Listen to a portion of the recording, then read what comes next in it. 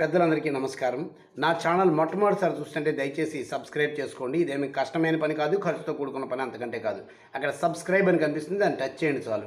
ఇలా సబ్స్క్రైబ్ ఎక్కువ మంది చేసుకోవడం వలన నేను పెట్టే ముఖ్యమైన సమాచారం ఎక్కువ మందికి చేరే అవకాశం ఉంటుంది.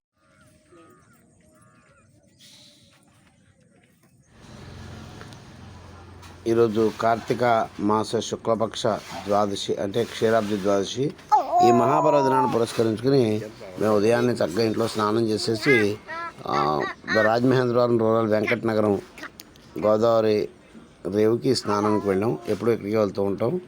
అయితే ఇక్కడ ఈసారి గోదావరి నీరు బాగా పైకి వచ్చింది. బహుశా ధవళేశ్వరంలో లాకులు దించినట్లున్నారు. దించితే నీరు ఆగుతుంది కదా వెళ్ళకుండా, అందుకని బహుశా వెనక్కి వచ్చినట్లుంది ఇలాగా.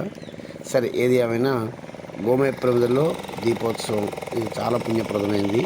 ఎందుకంటే మామూలు అందరూ కొబ్బరి చెప్పుల్లోనూ అరటిడొప్పలను పెడుతుంటారు. అరటిడొప్పలు కుళ్ళిపోతూ ఉంటాయి, కొబ్బరి చెప్పులు కాళ్ళకు గుచ్చుకుంటాయి. అందువల్ల ఆ ప్రమాదం లేకుండా ఇది చాలా మంచిది. పైగా నదీ జలాలు కూడా ఈ గోమయ ప్రమిదల యొక్క అవశేషాల వలన శుద్ధి అవుతాయి.